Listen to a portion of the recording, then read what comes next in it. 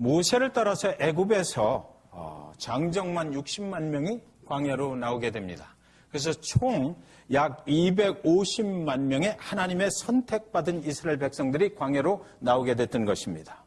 이제 그들은 더 이상 애굽의 노예가 아니에요. 하나님께 이제 선택받은 백성으로서 하나님이 원하시는 구원의 길을 그들은 갈 수 있게 되었던 것이죠. 그래서 이제 하나님께 붙잡힘 받아서 광야로 나왔으니까 애굽의 종살이 노예살이는 완전하게 끝나버리고 이제는 하나님 안에서 우리를 축복하시는 그 축복의 길을 가게 될 것이더라고 그들은 생각했어요. 그러나 곧장 나오자마자 광야로 나왔는데 그들 앞에 기다리고 있는 것은 그들이 건널 수 없는 검푸른 홍해 바다였다는 것입니다. 그들 앞을 가로막았어요. 이제는 뒤를 보니까 뒤에서 애굽의 군대들이 그 병마를 이끌고 따라 나오는 것입니다. 이제는 우리는 죽게 되었다라는 생각을 할 수밖에 없게 되었던 것이죠. 갈 데가 없었습니다. 광야로 하나님께서 나오면, 하나님을 따라 나오면, 저 모세를 따라 나오면 하나님의 종이니까 하나님께서 우리를 해방시키고 구원의 역사를 이루어 주시니까 이제는 앞길에는 창창하게 우리는 자유가 기다리고 있을 것이다. 해방이다. 그래서 하나님의 축복의 땅으로 우리는 곧장 가게 될 것이라고 생각했지만 그들의 기대와는 달리 그들 앞에는 죽음이 기다리고 있었던 것이죠. 출애굽기 14장 10절에 바로가 가까이 올 때 이스라엘 자손이 눈을 들어본 즉 애굽 사람들이 자기들 뒤에 이른지라 이스라엘 자손이 심히 두려워하여 여호와께 부르짖고 이렇게 돼 있어요. 모세를 믿고 모세가 믿는 하나님을 따라 나왔는데 이제는 물에 빠져 죽임 당해야만 될 그런 형편이 됐다라는 것이지요. 어찌 이럴 수가 있는가? 구원받은 하나님의 백성을 하나님은 물에 빠져 죽여버리려고 하시는 것인가?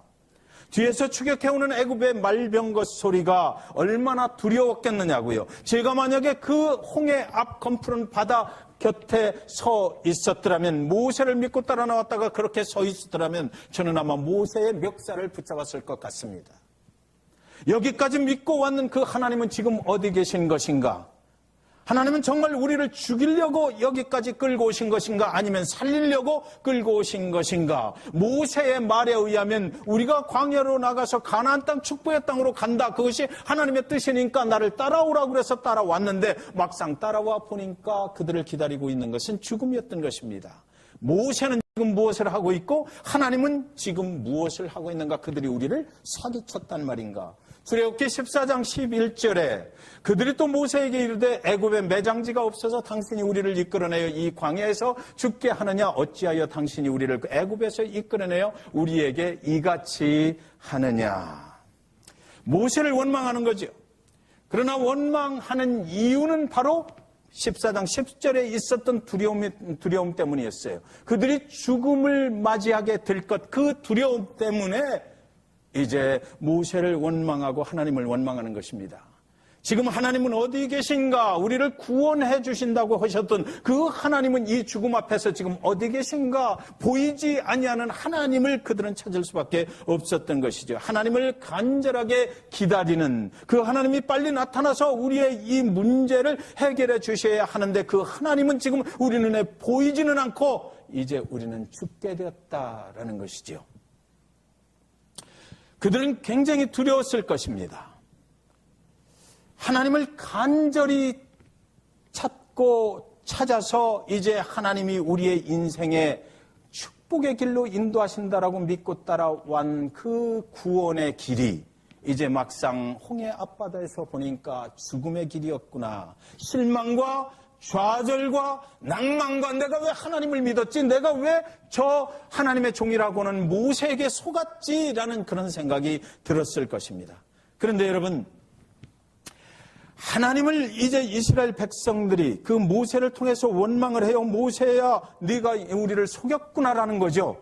그래서 여기서 하나님은 무엇을 하고 계시냐, 네가 믿는 그 하나님은 무엇이냐라고 했을 때 그렇게 그것이 정말 그들의 원망과 불평의 소리였을까? 저는 이것을 생각해 보았습니다. 성경에는 분명히 원망했다고 돼 있어요. 성경에는 분명히 이스라엘 백성들이 모세를 원망했다라고 돼 있고 그 원망의 소리가 정말 그 홍해 앞바다에 널리 퍼져갔다라는 거죠. 그런데 정말 그들이 원망했을까? 우리가 그 앞에 있었더라면 저는 그 소리는 원망의 소리가 아니다라고 생각하게 됐어요. 간절하게 하나님을 부를 수밖에 없는 상황 속으로 그들이 들어갔다는 거죠. 간절하게 하나님을 불러야만 되는 그런 상황 속으로 들어간 거예요. 광야 생활 가운데서 여러 가지 어려운 상황들을 만나게 될 때 그들이 원망하고 불평했다, 원망하고 불평했다, 원망하고 불평했다 이렇게 돼 있지만 사실은요, 그 말씀을 가만히 읽고 또 읽어보면은 그들은 하나님만을 의지할 수밖에 없는 그런 상황 속으로 들어갔던 것이다라는 거죠. 그래서 홍해 검푸는 바다 앞에서 죽음을 앞에 두고 그들이 의지할 수 있는 것은 모세가 아니에요. 모세가 믿는 하나님이었던 것이에요. 하나님이 우리를 구원해 주지 않으면 우리는 여기서 죽을 수밖에 없다. 그래서 그들은 그때부터 모세를 통해서 모세가 믿는 하나님, 우리를 선택하신 하나님을 간절하게 찾을 수밖에 없었다. 그래서 그들이 그 홍해의 검푸는 바다 앞에서 간절하게 하나님 하고 부르짖을 때 하나님께서 역사를 이루어 주셨는데 너희는 가만히 서서 내가 오늘 너희를 위해서 행하는 그 역사를 보라. 홍해가 갈라졌다라는 거죠.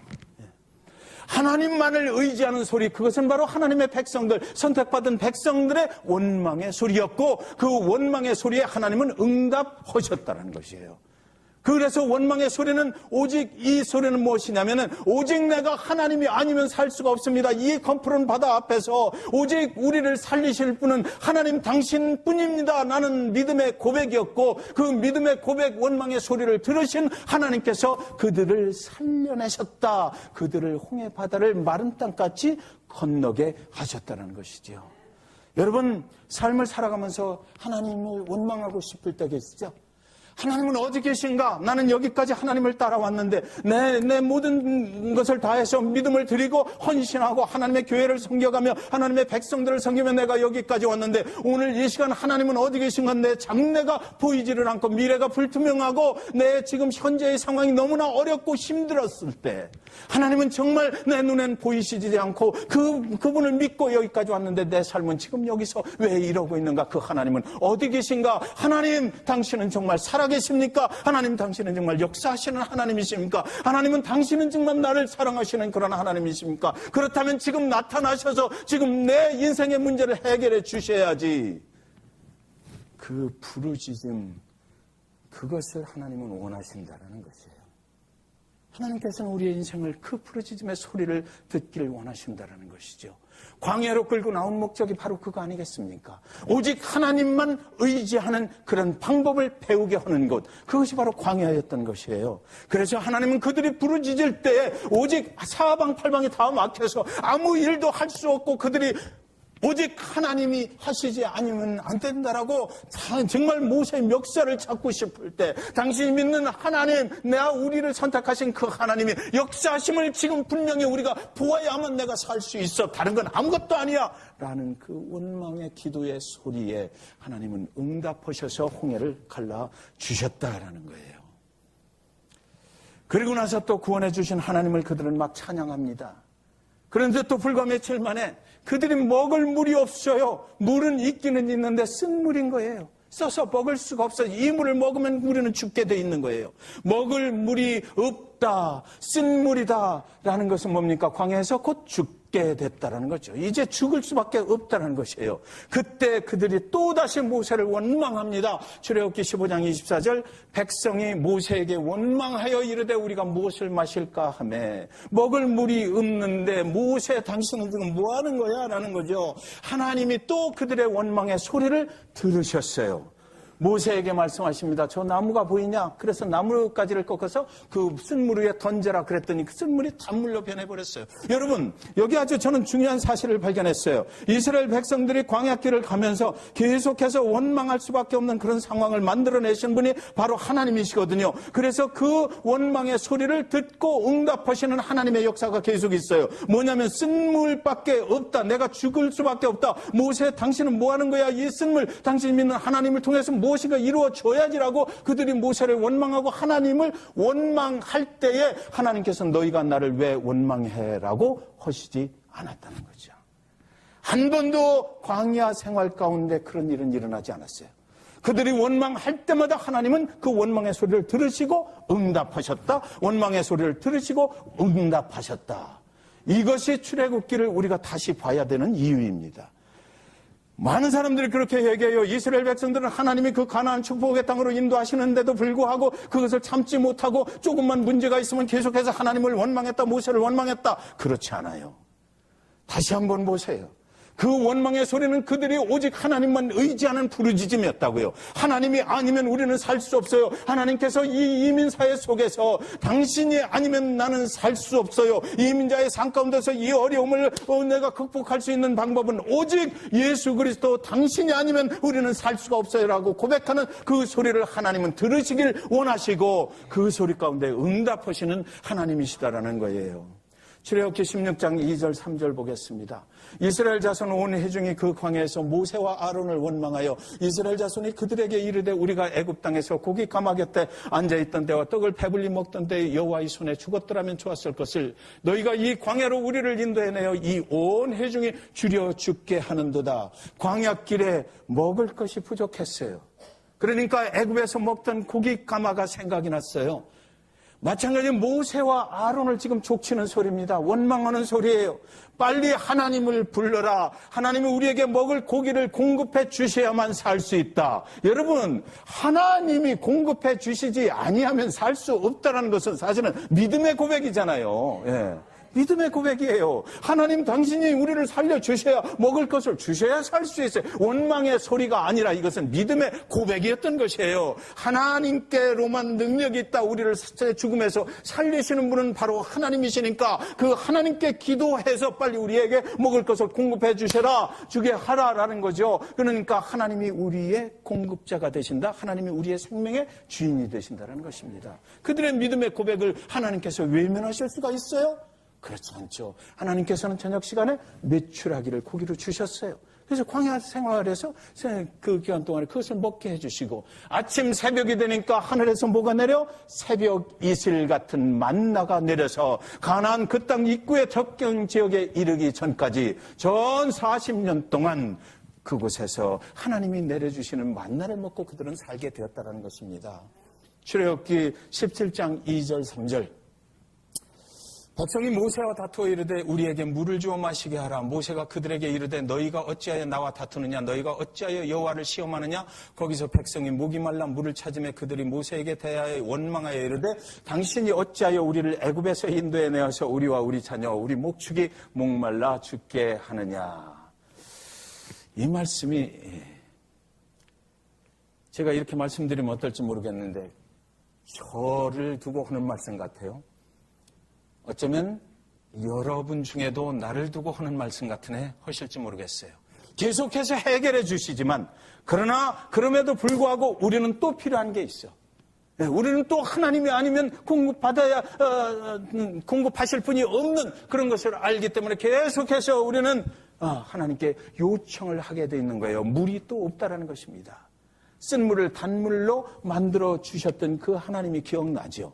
그럼에도 불구하고 지금 당장 우리는 먹을 게 없어. 오늘 하루를 살아가는데 하나님의 공급하심이 아니면 나는 살 수가 없어. 그래서 오늘도 하나님 아버지 앞에 매달리고 하나님 이것을 공급해 주세요. 하나님이 아니면 나는 살 수가 없습니다. 모세에 대하여 원망하면서 우리를 왜 여기까지 인도해 와서 여기서 굶어 죽이려 하느냐. 여기서 왜 물이 없어서 죽게 만드느냐. 오늘도 저와 여러분의 믿음의 생활이 그런 거 아니겠느냐고요. 하나님 당신이 공급해 주시지 아니면 우리는 살 수가 없어요.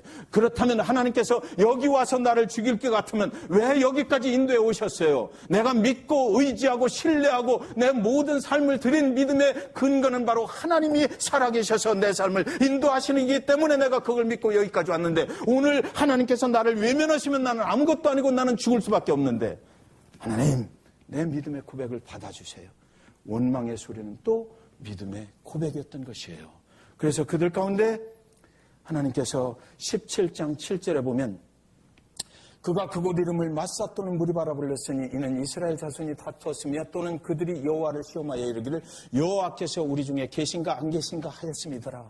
저와 여러분이 항상 확인하는 거 아니겠습니까? 하나님께서는 정말 나를 구원하셨는데 내가 오늘 하루의 삶을 살아가는데 지금도 나의 인생에 하나님께서 구원자가 되시나? 오늘 하루 내 어려움을 해결해 주실 수 있나? 내 건강의 문제를 하나님께 정말 다 맡기라고 하셨는데 그 건강의 문제를 해결해 주실 분이 있나? 그분이 정말 하나님이신가? 나의 모든 삶 삶을 책임져 주신다고 하셔서 내가 모든 삶의 최우선순위로 하나님을 섬기면서 살아왔는데 하나님께서 내 삶에 그러면 책임을 져 주시나? 여호와께서 우리 중에 계신가 안 계신가, 나와 함께 하시나 안 하시나, 이것을 매일같이 우리는 확인해야만 된단 말이죠. 그것이 바로 구원받은 백성들이 가는 길인 거예요. 하나님께서 나와 함께 하시나? 네. 나에게 어떤 또 문제가 있어서 내가 믿음이 약해서 또 하나님께서 나를 외면하시는 것은 아닌가? 내 장래가 오늘 여기서부터 어떻게 될지 불투명한데 이 땅 잭슨빌에서 살아가면서 내가 앞으로 어떻게 될지, 나는 내 사업체, 내 가정이, 내 자녀들이 어떻게 될지 궁금해 죽겠는데 하나님께 맡길 수밖에 없어서 오늘도 하나님 아버지 앞에 붙잡고 애걸복걸 부르짖는 거죠. 여호와 당신께서 지금 살아계셔서 내 안에 계셔서 나의 삶의 주인 되어주시는가 아닌가? 나는 믿음으로 고백하고 살아가는 정말 하나님도 나를 사랑하셔서 내 안에서 내 인생을 책임져 주시는가? 하나님 그렇게 되기를 원합니다라는 거예요. 예. 이것은 원망의 소리가 아니죠. 여호와께서 우리와 함께하고 계신 것을 확인하고 싶은 것, 그것이 바로 저와 여러분의 믿음의 백성들이 가는 길입니다. 저와 여러분 오늘 하루도 여호와 하나님의 능력으로 살고자 하잖아요. 그래서 우리는 기도하는 거예요. 아침에 일어나면 하나님을 부르짖는 거예요. 새벽에 나와서 엎드려서 성전에서 기도하는 거예요. 하나님께만 내 삶의 목적이 있고 하나님이 도와주시지 아니하면 나는 아무것도 아닌 것, 그것을 고백하는 거잖아요. 그래서 하나님 당신이 살아계신 것을 내가 믿기를 원합니다. 하나님이 당신이 내 삶의 전부가 되신 것을 내가 의지하고 신뢰하는 믿음으로 고백합니다라는 거예요. 그래서 하나님 당신이 내 인생을 인도해 주셨기를 원합니다라는 거죠. 이것은 원망이 아니라 부르짖는 믿음의 고백인 것입니다.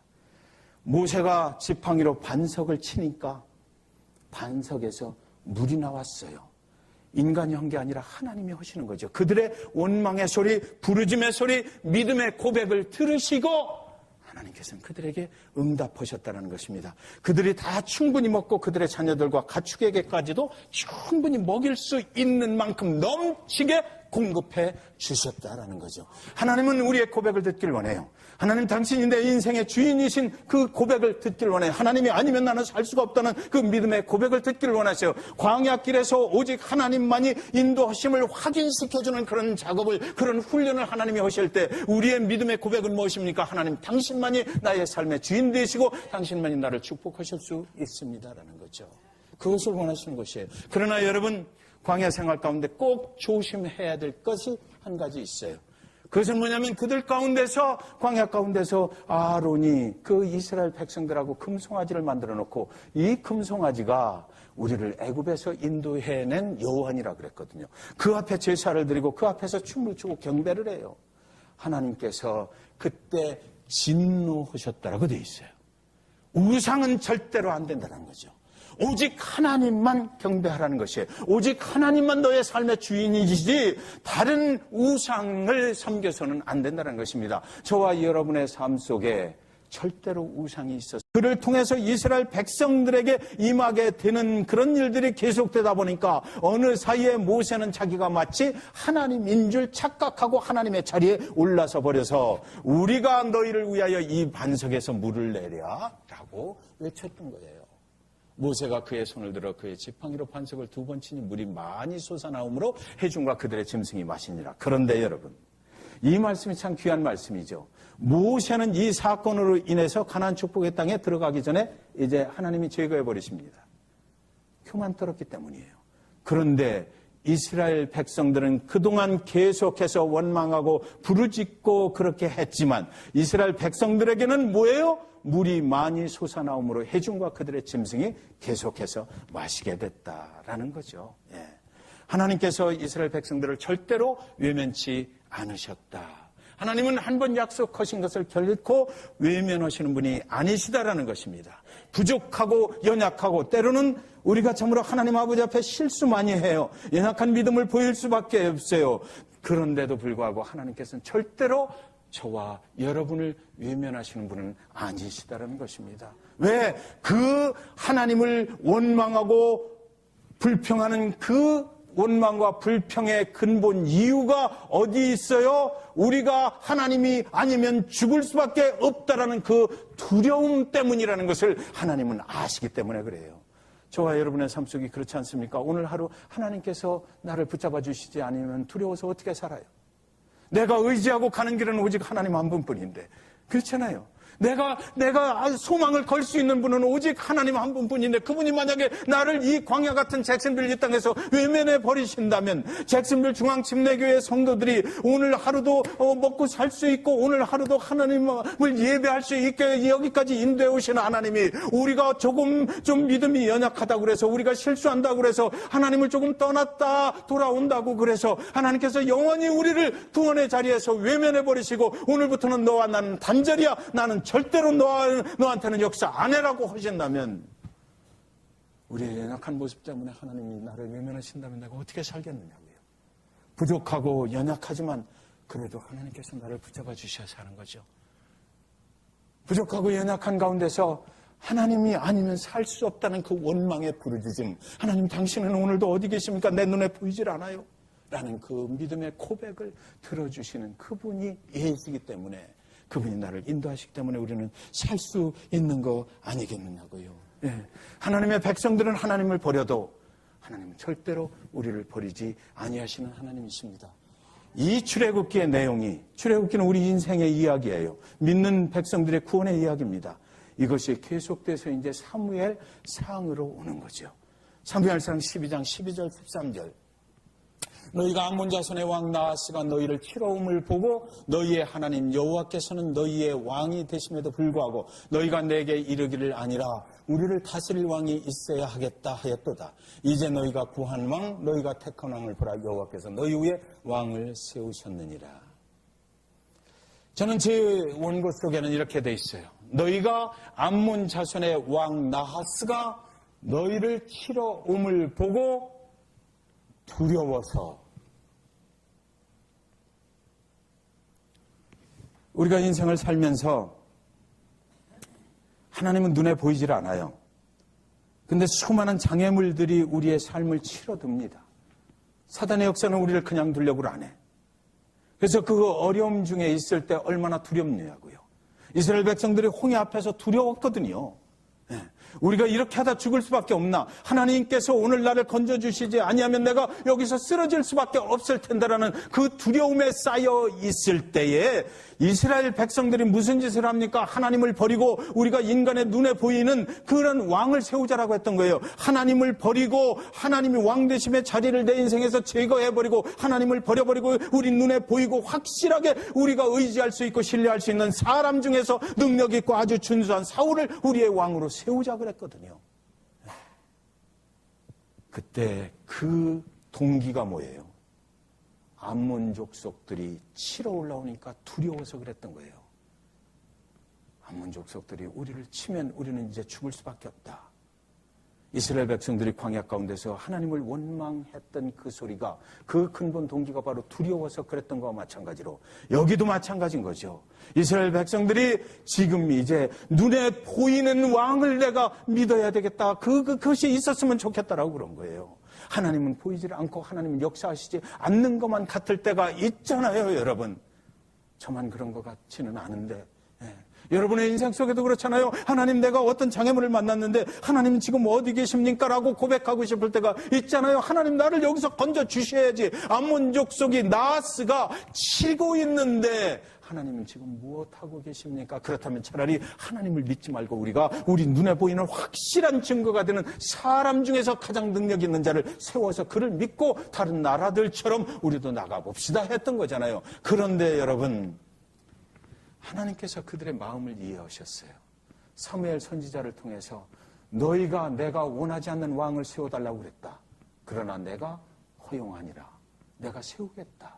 그리고 나서 사무엘상 12장 20절에 사무엘의 백성에게 이르되 두려워하지 말라. 너희가 과연 이 모든 악을 행하였으나 여호와를 따르는 데서 돌아서지 말고 오직 너희의 마음을 다하여 여호와를 섬기라.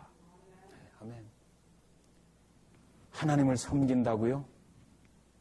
하나님을 전심으로 섬긴다고요? 하나님의 말씀에 전심으로 순종한다고요? 여러분, 저와 여러분이 그렇게 할 수 있어요? 없어요. 우리는 스틸 부족해요. 하나님께서 우리를 구원해 주셨으나 하나님을 전적으로 100% 의지하고 살 수가 없는 부족한 인간이 바로 저와 여러분인 것입니다. 그래서 그들도 마찬가지인 거예요. 하나님을 버리자, 하나님을 멀리 떠나고 싶을 때도 있잖아요. 오늘 아침 성경 공부 시간에 나누는데 너무나 하나님 교회를 섬기기도 어려울 때가 있대. 예, 그렇지 않아요. 하나님 봉사하고 섬기는 것이 어려울 때가 있어요. 예, 그럴 때는 하나님을 차라리 내가 떠나버리면 좋겠다는 생각이 들 때도 있잖아요. 예. 그런데 하나님께서 오늘 말씀하시는 것은 뭐냐면 두려워하지 말라. 너희가 과연 이 모든 악을 행하였으나 하나님이 우리의 악한 부분, 연약한 부분을 아십니다. 그러나 그럼에도 불구하고 너희는 여호와를 떠나지 말라. 너희가 실수했을지라도, 너희가 인생 살면서 믿음이 연약해졌다 할지라도 절대로 하나님을 떠나지 말라. 왜? 하나님은 너를 버리려고 하시지 않는다는 거예요. 너희가 아무리 악한 세상을 살고 있다 하더라도, 믿음 생활 잘 하다가 죄악에 빠져서 헤어나오기가 힘들다 할지라도, 너희가 정말 믿음을 잘 드렸으나 그러나 하나님을 잘 따라갔으나 어느 날 너무 지치고 힘들어서 하나님을 떠나고 싶어서 잠시 잠깐 떠났다 하더라도 여호와 하나님께서는 너를 절대로 버리지 아니하시니까 네 스스로 여호와를 떠나지 말라라는 것이에요. 오직 너희의 마음을 다하여 여호와를 섬기라. 우리의 마음이 요만하잖아요. 우리의 마음이 하나님처럼 넓질 않아요. 쫀쫀해요. 때로는 비겁해요. 하나님이 응답하시지 않으면 금방 아유 하나님 살아계신가? 내가 하나님 안 믿었으면 좋겠어. 그리고 어디 점쟁이도 찾아가고 막 이러잖아요. 예. 그것을 다 아시는 하나님께서 그러나 나는 너를 버리지 않아. 그러니까 절대로 나를 떠나지 마. 말씀하시는 그런 것입니다. 이스라엘 백성들이 그들의 잘못을 알았어요. 사무엘에게 하나님께 그들을 용서해달라고 기도하라고 또 부탁을 합니다. 그들이 왕을 세워달라고 한 이유, 그것은 바로 그들의 삶 속에서 눈에 보이지 아니하시는 하나님이 지금 우리가 처한 이 상황을 해결해 주실까 두려웠기 때문인 거죠. 여러분, 하나님은 여전히 우리가 실수할 때도 우리를 사랑하시는 하나님이십니다. 그것을 꼭 기억했으면 좋겠어요. 창세기 11장 31절 32절에 보면 데라가 그 아들 아브람과 하란의 아들인 그의 손자 롯과 그의 며느리 아브람의 아내 사레를 데리고 갈대아인의 우르를 떠나 가나안 땅으로 가고자 하더니 하란에 이르러 거기 거류하였으며 데라는 나이가 205세가 되어 하란에서 죽었더라. 많은 성도님들이 오해하고 계시죠.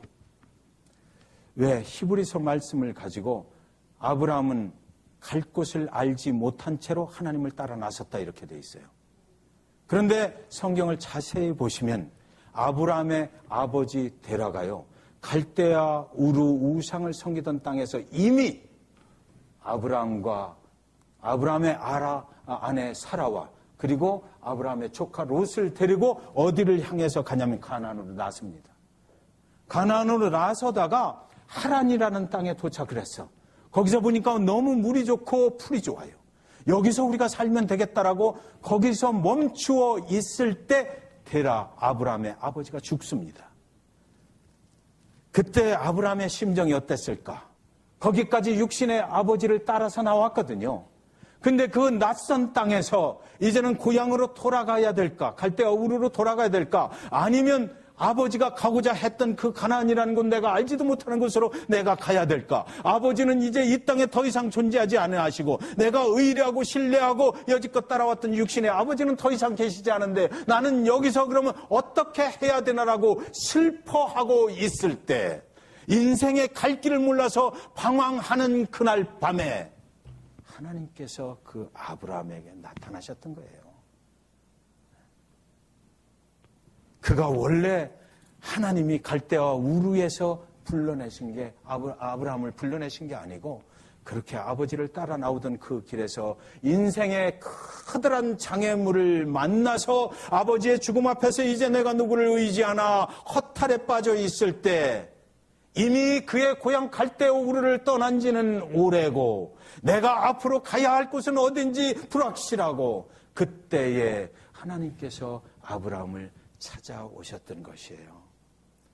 하란의 그 밤 하늘을 쳐다보면서 이제 아버지가 안 계신 이곳에서 내 아내와 조카 롯을 데리고 어떻게 살아야만 하나 라고 고민하고 있었을 때, 그때 하나님께서는 그를 찾아오셨던 것이죠.